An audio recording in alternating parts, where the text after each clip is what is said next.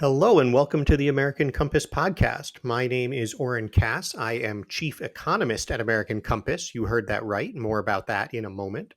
And we've got a fantastic episode for you today with Batya Ungar-Sargon. She is opinion editor at Newsweek and author of Second Class: How the Elites Betrayed America's Working Men and Women. It's a really interesting discussion of what she learned traveling the country, talking with Americans from far outside the Beltway about their own lives, their economic concerns, and their political views. Before we get to that, though, wanted to tell you a little bit about what we have going on at Compass this week.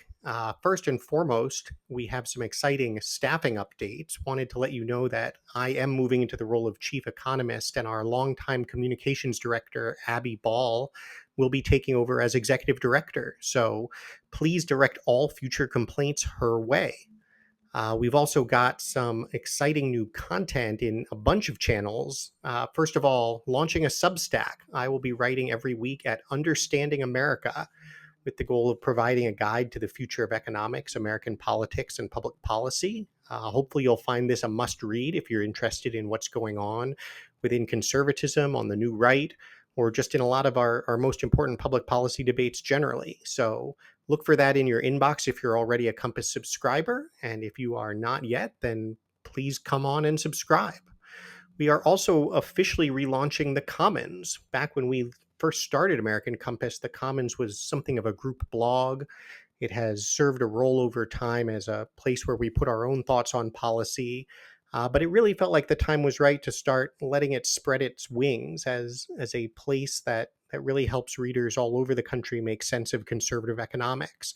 And so we have a new managing editor who has joined us, Drew Holden from the Washington Free Beacon. And we will be publishing new content several times each week. Be sure to check out this week Mark DePlacido, policy advisor at American Compass, on income equality. And I will have an essay for this week's Compass Point looking at electric vehicles, how our policy has gone off the rails, and how a conservative response could get things going again. Last point, as you've probably noticed by now if you're listening to this, the American Compass podcast is weekly and has been for a while. We still have our occasional Talkin' Policy Shop episodes with me and Chris Griswold going deep on some wonky question, but more and more we'll be bringing you conversations with leading experts on all of the topics relevant to our work on conservative economics and to what is going on with policy and politics in the United States. And I can't think of anyone better than Batya on this subject. So without further ado, here is my conversation with Batya Ungar-Sargon. And we're joined now by Batya Ungar-Sargon. Batya, thank you so much for making Oh time. my gosh, I'm so unbelievably honored and humbled to be here with you, Oren. I wrote a book about the working class, but I also feel like I wrote a book about you and what you have accomplished in this country, in this nation, and in this political scene in which everybody thought nothing was possible anymore. And you really changed this country. And so thank you for that service to our nation and also for all of your service to me personally in writing this book.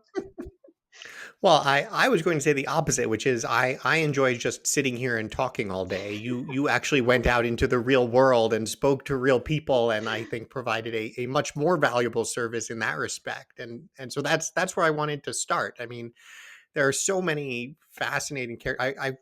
The book could really be a feature film almost, not a documentary, an action, a movie that people enjoy watching, because the characters are so richly drawn and so real in because they are real. But I probably answered this question too many times, but I'm curious.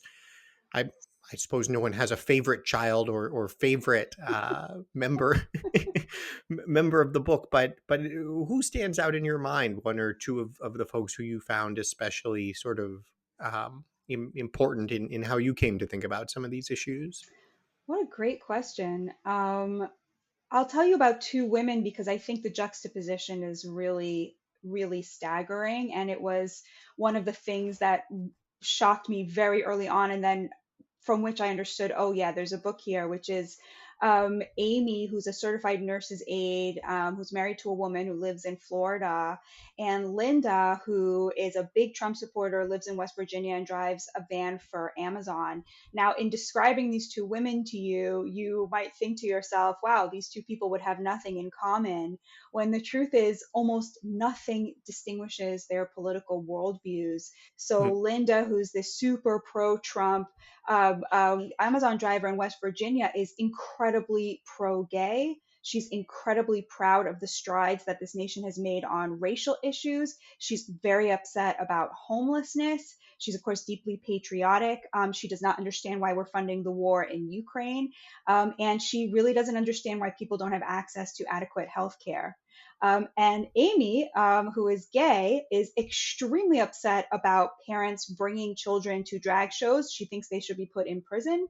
She's very upset about trans people competing in women's sports. She's very upset about homelessness. She doesn't understand why people don't have access to affordable health care, and she doesn't understand why we're funding the war in Ukraine. And so it is so astounding to me that you have these two women who everybody in our political and media elites would want you to believe have nothing in common, when the truth is they are so similar. And the view that I found most commonly represented was something you talk about a lot, which is it's neither left nor right. It's populist in nature. There is a big appetite for more government involvement in trade, for example, and healthcare, but they want much less immigration, whether they are Democrats or Republicans. And I guess my first question to you, Oren, would be, were you surprised to find out that you were so right about everything in reading my book and hearing from just average Americans how much they fit into the American compass worldview? Well, I mean, I guess there is a time when I would have been very surprised. I mean, I've talked at length here and elsewhere about my own sort of political evolution. I came into this world through a very sort of standard, good college, management consulting, law school sort of trajectory, and I think probably started from a lot of the same assumptions that all of us in that bubble start from, but they just didn't. They don't survive contact with reality, and they don't survive contact on one hand with meeting people and talking to them. They also, I think, just they don't survive contact with even just thinking about it, and that's where I mentioned I obviously don't spend a lot of my time out there in the real world, frankly. But I think one can sort of pursue a parallel path really just by trying to think sensibly about how the world must look to most people, and in a sense because it's how the world looks to all of us as well. I mean, this is the remember I think it was an event recently at the Heritage Foundation where the question was something like, what ails the working class, and the point I wanted to emphasize in my remarks was, I don't think we need to spend so much time on this, walk in other people's shoes thing. I think we can actually just put our own shoes on and ask what matters to us. And there's a very weird way that we've sort of tried to project onto other people a set of concerns and economically, quote, rational views that none of the people espousing that set of views actually believes. And you see this in a lot of social contexts where we say, oh, you've got the sort of progressive left talks one way, but then they all go get married and have kids and so forth themselves. But I think it applies to the economic side of things as well, in terms of what kinds of jobs people choose to pursue, how they optimize their own lives, what they care about, how they define success, what they want for their kids. And so I guess I don't know, maybe it's overly rose colored of glasses of me to say it. It seems to me that there's a much more universalist set of principles here that our politics have just been pushing us away from. And and yet for people who don't spend their lives doing politics, they just, I think, take it for granted to a large extent. I think that's a really good point. One of my favorite lines in the book is from a quote from you, where we were talking about how um, it's not just economics. Of course, a huge piece of it is the economic piece, to where, the American consumer, the quintessential American consumer today, is somebody who is in actually the elites, and so everything is now geared towards those elites. The price of everything from a home to healthcare is now geared towards these sort of like, two doctors living in Park Slope, right, in a brownstone that they own and so forth. But you made an amazing point, which is that our culture is also now completely produced for these people. And the way you said it was, what happens when the restaurant that you can afford to take your family to on a special occasion has become the punchline of every single TV show or movie that is available to you on a streaming service, which is where we're all consuming our culture. And that sort of sneering, which has totally taken over the culture, because now the writers' rooms in Hollywood are not made up of, scrappy guys who came up, going to the bars with working class people, but it's completely populated by people who went to Harvard, right? Because these jobs are considered to be so desirable and so forth. That has had such a deep impact. And in a way, I think my book really is about contempt, the contempt that the hardest working people are treated with in every single arena, both economic and culturally. Yeah, and the word sneering, I think that really resonates with me, and it was also something I noticed in, you spent some time talking about how, how do we define working class, and I think that can get very overwrought in some of the conversations people have if they don't want to admit these things exist. But I think what you really focus in on is so much of it comes down to education and the sort of, do you have a college degree or not? The one refinement I've found more recently typically needs to be added to it, and you note this as well, is it's, do you have a college degree and are using that Right. college degree in a sense? Because there's a huge share of those who end up with college degrees that are not worth a lot, frankly, and don't provide the sort of economic or cultural capital that they need. Um, how much of this comes from colleges and is sort of, is that the original sin of what has divided the country apart in a sense? I think a lot of it does come from the colleges, and especially as a university degree, as you noted, was less and less able to assure you the kind of upward mobility. This is sort of more recently that people had come to expect when they take out a loan of, $200,000.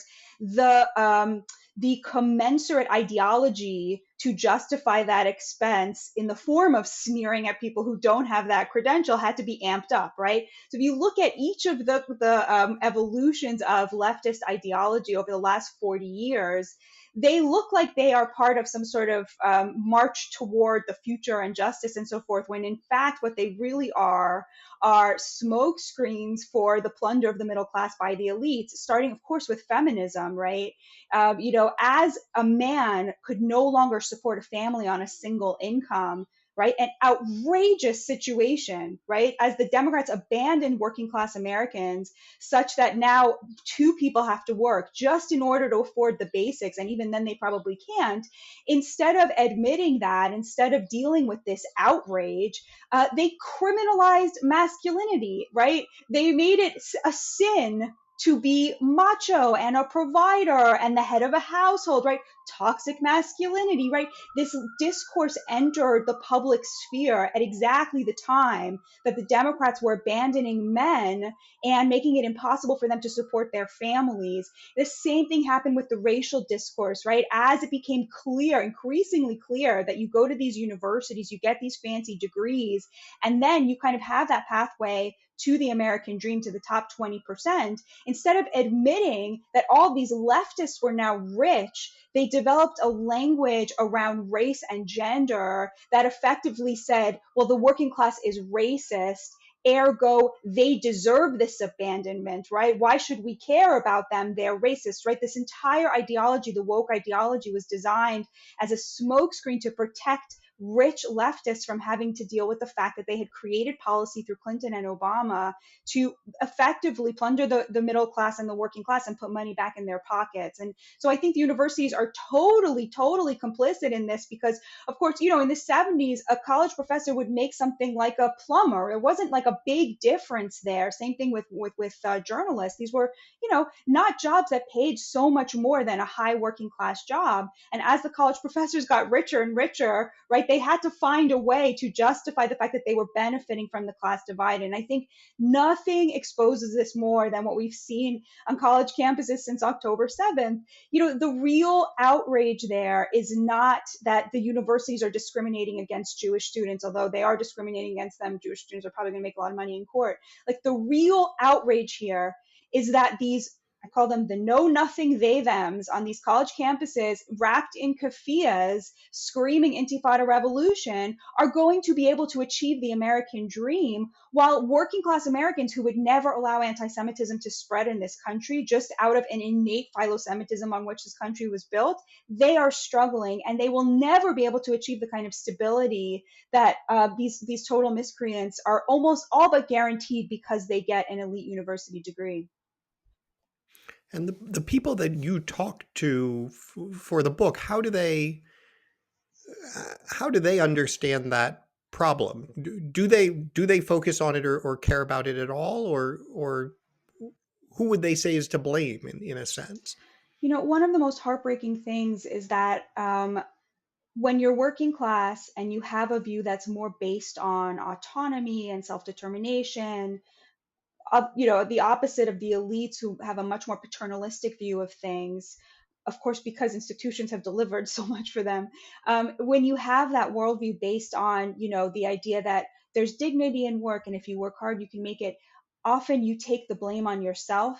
They understand that there are system wide problems, but especially people who have made like a single mistake in their life, they often will blame themselves rather than understanding, that there has been a massive betrayal by both parties, although the Republicans never pretended to represent them. So it's like really mostly from the Democrats. They think the free trade stuff, NAFTA, there's a deep understanding in the working class about trade and about NAFTA being extremely terrible for them. There's a real understanding of how immigration lowers their wages. And again, in a very heartbreaking way, people would always preface it by saying, I don't have anything against immigrants. I know immigrants. I love immigrants. I, of course, understand that they want the American dream, but what about us? What happened to us? Why don't we deserve it as well? So there is this understanding that, especially on trade and immigration, where the things that came up a lot, the defunding of vocational training, people brought that up, that they used to get taken, to take, electrician tests, exams, to meet with people from unions. That doesn't happen anymore. That happened under President Obama. So those are the things that they bring up a lot. And it's really funny, Oren, because I was invited. I don't know why they allowed me in, but I was invited to meet with all of the top economists at one of these big hedge funds. And, one of the economists actually said to me, we were talking about President Trump, and I was talking about how for a lot of working class people, they see him as kind of like a tribune of the plebs. Like, they really thought that the economy that he created really benefited them. And one of these economists looked at me and went, well, aside from immigration and trade, what did he really do for the working class? I'm sure you've heard this many, many times.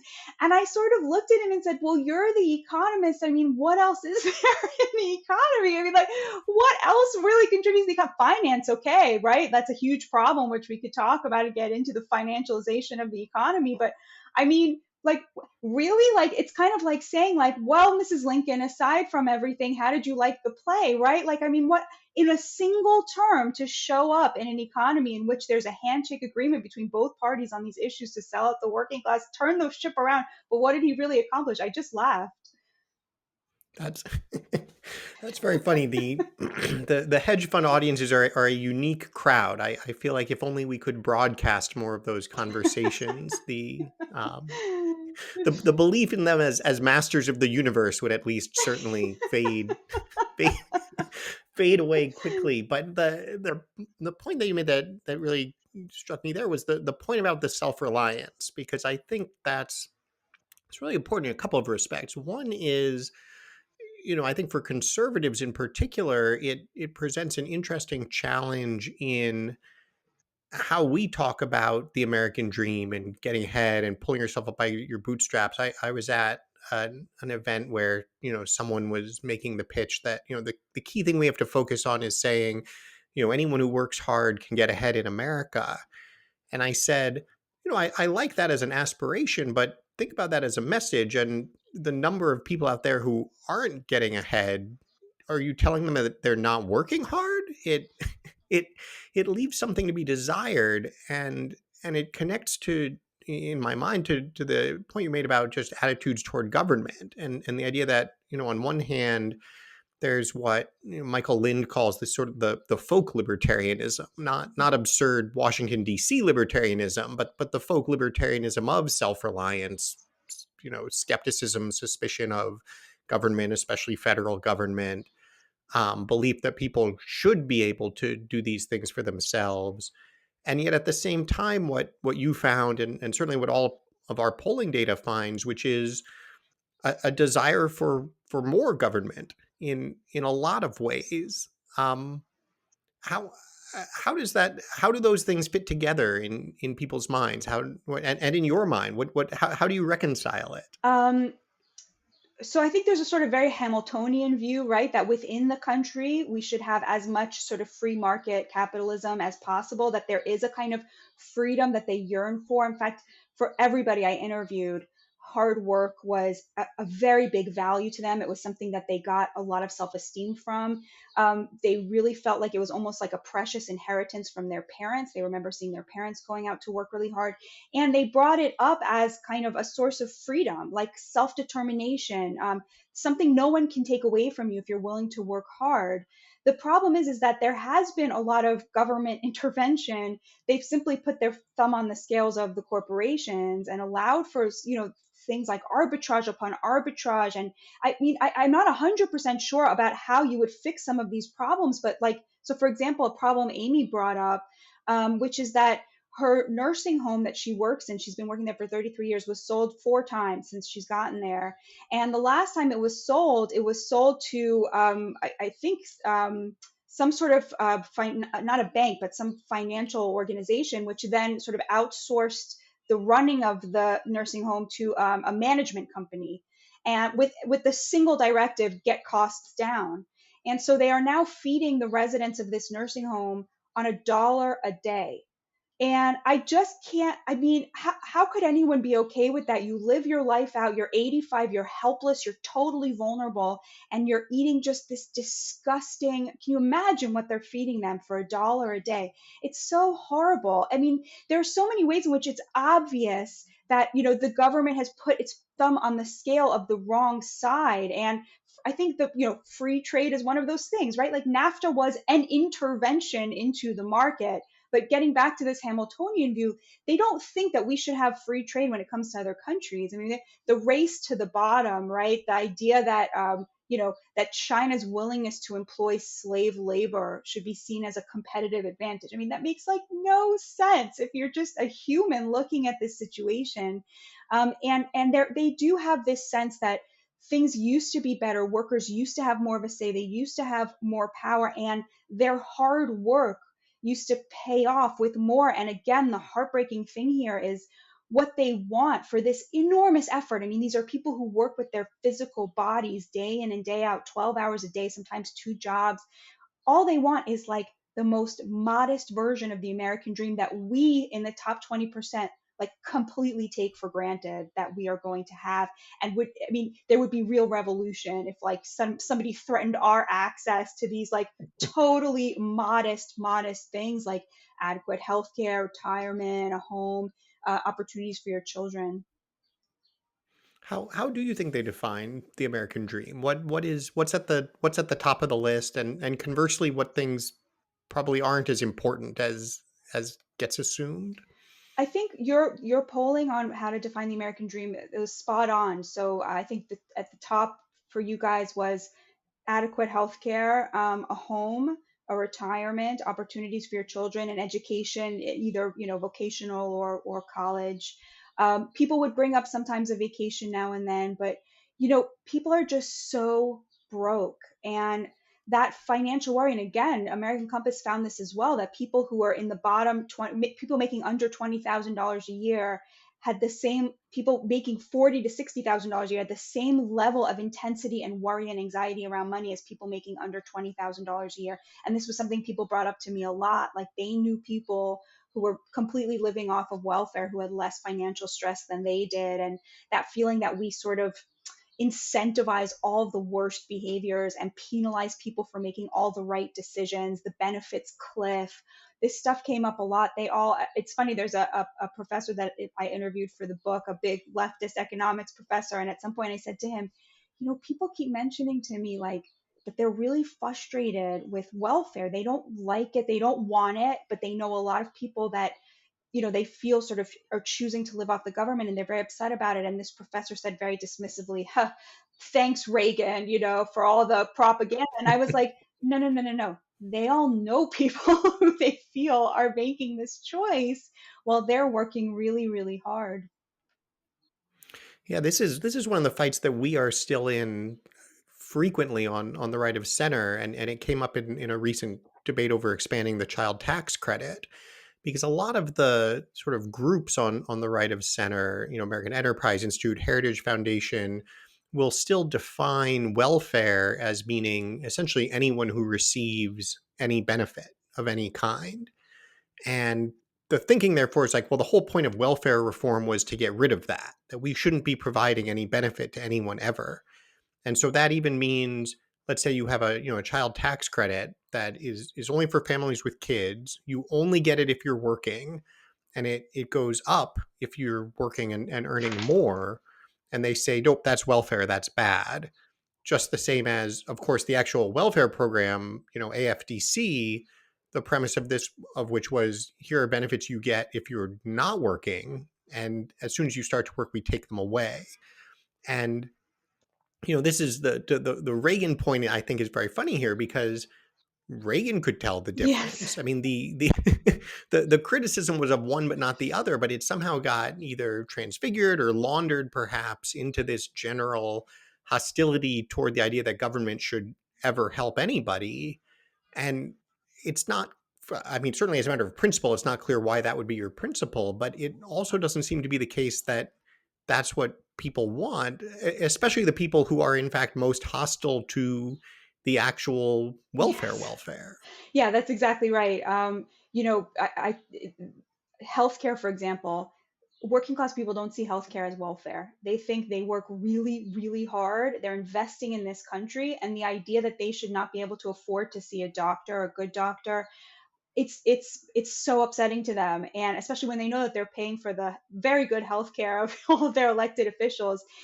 They see welfare exactly the way you're describing it, as a state of permanent dependence that somebody has chosen. So there wasn't even really frustration with people who are mentally ill. In fact, they wanted more intervention there, right? But I heard again and again that the people who they felt were most deserving, who worked the hardest, who needed a little help here and a little help there, a leg up, an economy that was more conducive to seeing them succeed, and less on the side of corporations and the rich. And I heard this from conservatives, from Republican voters. That was what they wanted. People making $50,000 a year who, because of inflation, they have 5 kids and they can no longer afford to feed them things like frozen pizza or chicken every night or whatever. Like a little bit of help for someone like that, as opposed to someone who actively chose to live off of the government and just live off the $40,000 in benefits that are available to you if you choose not to work. And I think that that is something that really is lost on conservatives a lot on the right, when they're sort of economically in this free market mindset. And it's just so disgusting. You're literally praying next to somebody in church who works 10 times harder than you at a physical job and saying like, you don't deserve a little bit of help. Like, it's so, I just wish they could see it the way that we do and talk to these people and understand like they agree with you about everything, all the woke stuff. They hate the woke stuff. They're with you on so many of these issues. But the idea, you're asking them to throw away their vote on the cultural issues that you care about because you have no economic concerns, because you're comfortable. What are you giving them in exchange for that? And the answer is nothing. And I just feel like there's something really godless about that.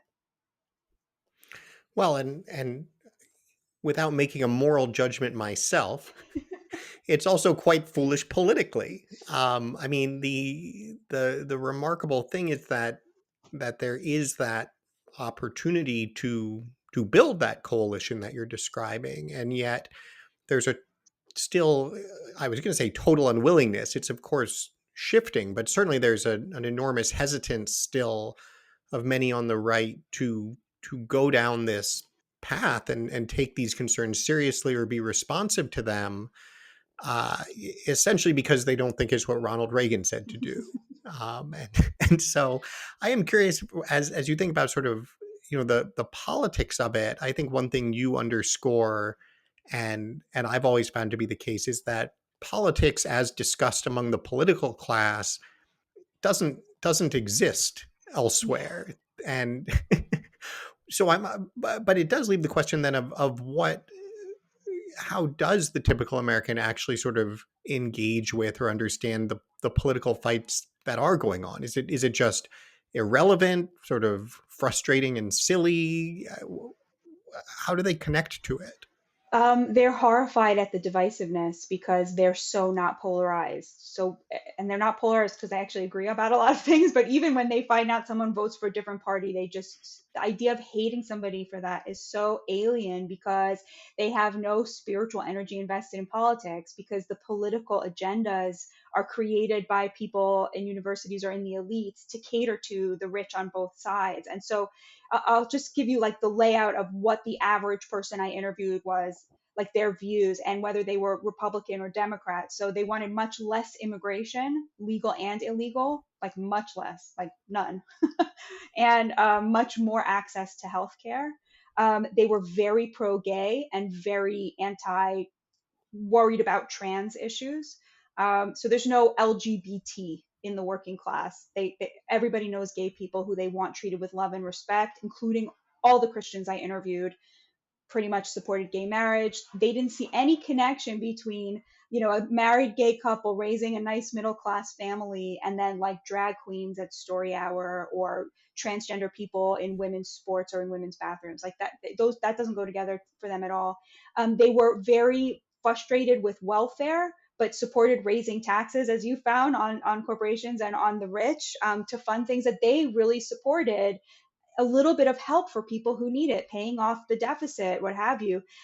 So they know people who vote for the other party as them, but who pretty much agree with them on the issues. And the reason for that is because it's when you have the parties as they are today, if you're a person who wants much less immigration and much more access to healthcare, each party has 50% of it but is also actively undermining the other half of your agenda. So it's a complete crapshoot, who you vote for. And so they have no connection to the parties really. I really found that people see Trump as a third party candidate, and the Republicans would really do well to pay attention to that. I mean, there was one thing that conservative working class people I interviewed hated more than the Democratic Party, and it was the Republican Party. They really, really hated that sort of chamber of commerce, foreign intervention, foreign wars, free trade, Nikki Haley version of the party. There's just nothing really there for them. And if the Republicans don't realize that, they're going to be in big trouble. And one more thing I'll just say on abortion, the most common view I heard on abortion was, women would say to me, again, whether they voted for Democrats or Republicans, I'm against abortion. I would never get an abortion. It's against my religion and my ideology, but I would never judge another woman's decision because she might not be able to afford it. She might have a different calculation. And so they were pro life, but anti banning abortion. And that was, again, irrespective of who they voted for. I would say, like, the most salient characteristic of the American working class is a radical moderateness and an intense tolerance. And when they see rich politicians on both sides going at it over the most extreme positions of views that they don't really hold, it's very, very alienating to them. Yeah, the radical moderateness is an interesting term because One of the things that drives me most nuts about the political discourse is we have this idea that sort of like moderate, problem solving, compromise folks in the middle are, where it's at. But they seem to take this problem you're describing and manage to choose like the wrong side of all of it, right? So it's like the moderate is the person who like, well, I guess a quote, fiscally conservative and socially liberal. Well, that means we need to cut healthcare benefits and expand immigration. And that's, if only we could do Exactly right. both, surely, this is what I call the Michael Bloomberg 1% share of the Totally. population. And so it's almost this second dimension of, well, there is actually a different moderateness that just sounds exactly the opposite of what passes for moderate in elite circles. But to your point is, I mean, certainly I think it's also the more common sense view, but is in fact held by many, many more people. You mentioned Trump. One thing that's interesting about your point about the polarization or the dislike of it is, of course, most people see that as a kind of key feature of Trump. And I think especially if you look at what I would call the sort of very online right, that's what they'll say is most important about Trump. That they, over cocktails, they may roll their eyes and think his trade positions are silly or whatever, but they love that he's out there fighting the way that he is and owning the libs and so on and so forth. And a lot of the commentary has assumed that is what really resonates with voters. That they can't possibly actually, you know, be be behind this sort of agenda, but they just love that he's a nasty guy. Um, would you say is that backward? That's the thing they like least about him, or they don't really care, or they don't. It doesn't read that way. How does he fit into what they are or aren't looking for? I think that's the mistake Ron DeSantis made. He sort of tried to pick up only the symbolic, cultural aspect of the Trump phenomenon and see where it got him nowhere because it's so totally irrelevant to working class voters. I Most people don't like that he's so, undignified and wish he would, at the time it was, tweeted less and he's kicked off Twitter, but, wish that he was sort of more dignified in his demeanor and less polarizing. In fact, in the book, there's a really interesting guy, Skylar Adlita, and he said, Trump was a really great advocate for the working class, but because he was so hated by the elites, he kind of ironically increased the hatred for the working class and the contempt for the working class because he was seen as our guy. And that's not good for us either, was how he put it. So a lot of people felt that way. A lot of, I would say few of the Democrats that I interviewed couldn't get past the character, but for most people, it was pretty irrelevant. They really, really are focused on the economy that he built. And now later, I'll go back to them and talk to people, and that feeling that the whole system is against him, the lawfare resonates with a lot of people. It resonates with a lot of Black men feeling persecuted by the systems that are supposed to be fair and objective and obviously aren't. I think it's really pretty irrelevant. I mean, some people do feel, I guess, a little bit of a something when they see him sort of poking the elites in the eye, but it's more like the opposite. It's that the hatred for him from the elites on both sides resonates for people, and they feel like he's sort of standing there and taking it for them while also creating real policy. And that policy is seen by them as moderate as well. So to the left, Trump is often portrayed as an extremist, always portrayed as an extremist, but to his supporters, he's viewed as a liberal, and they really like that about him. So he's viewed as liberal on abortion. He's viewed as liberal on gay issues. He's viewed as courting Black voters, and they love that, and he's courting union voters, and they love that, right? Like they see him as, kind of 90s era Democrat. And I think a lot of the Trump support is coming from people who were Democrats, 50 years ago, 30 years ago, 20 years ago, 5 years ago, even maybe. There's it's not they don't really think a lot about character, and I think that is very much a privileged position to have, because when you've got 34 bucks in your bank account and four kids to feed and to get to school and back, you're just not, you don't have the room to be wrong about which economic policies are good for you and bad for you. And you also do not have the space to vote on character because the situation is too dire. And I guess you don't have the luxury of voting in a sense against your economic interests because it makes you feel good to have done the noble and open and approved thing. Yes, although I will say, the I think everyone is voting in their economic interest. So that's sort of the missing piece of the puzzle. Like I think it's obvious to most of us that the Thomas Frank argument of what's the matter with Kansas, that the working class is voting against their economic interests because they vote against welfare, is like I think that's becoming increasingly clear that that's sort of nonsense. You know, it was Bill Clinton who put NAFTA into law. It was Barack Obama who defunded vocational training, right? I mean, there's like a real a list of actual policy that was against the economic interests of the working class. But the piece of the puzzle people don't admit often enough is that it is very much in the economic interests of the Democrats and the wealthy to be voting for the left because, if you think about it, a lot of those policies were class warfare on the working class. That was a plunder of middle class wages and put them right back into the pockets of that top 20%, the credentialed elites. So when they vote for Democrats and for higher taxes, everyone says, oh, well, they're voting against their economic interests. They're not.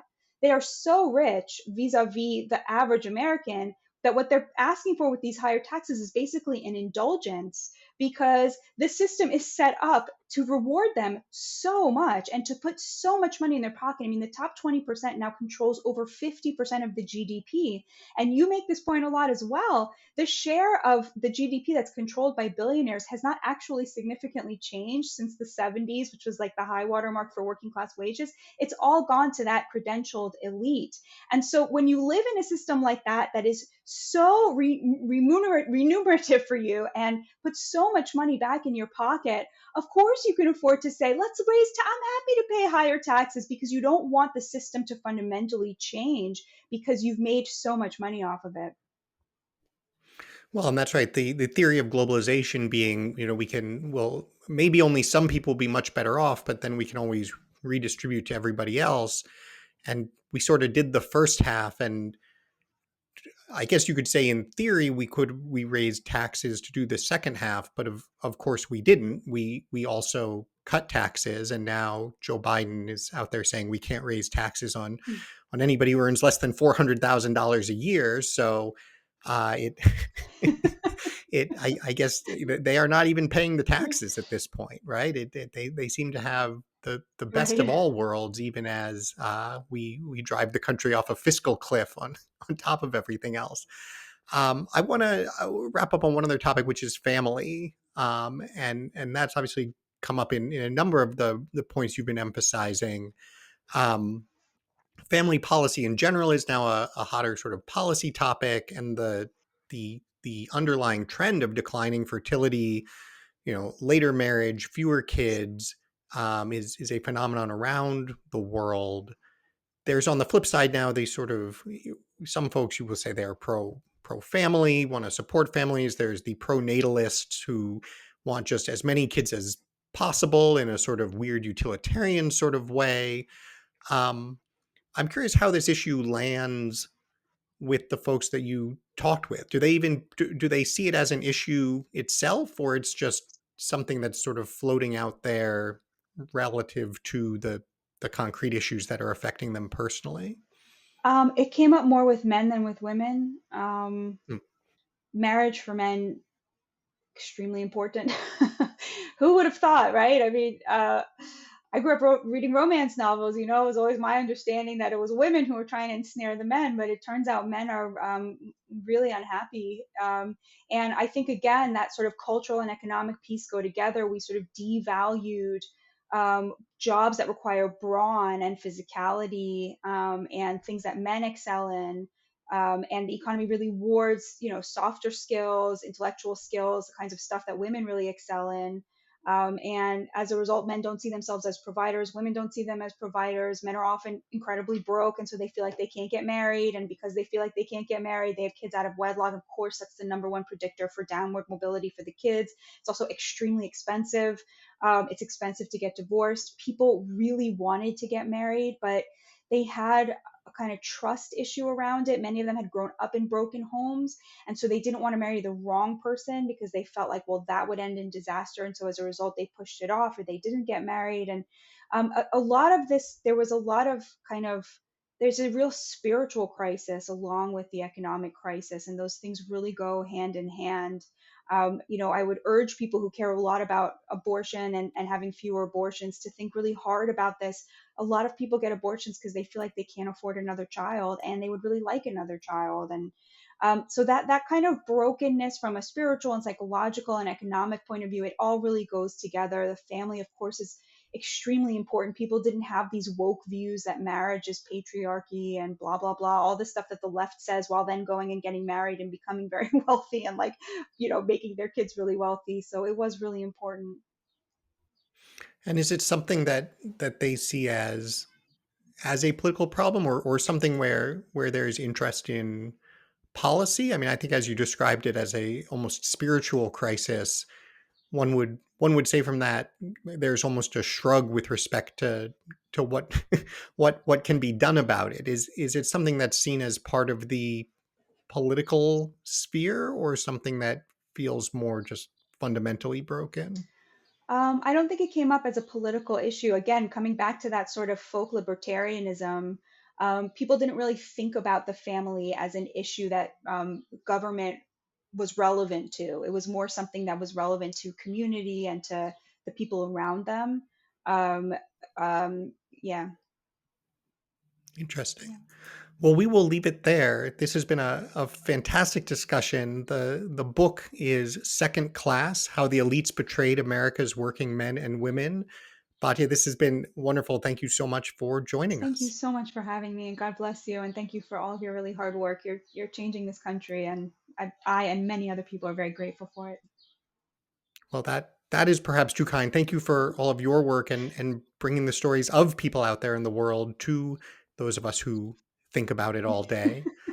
We will be back again soon with another episode of the American Compass podcast.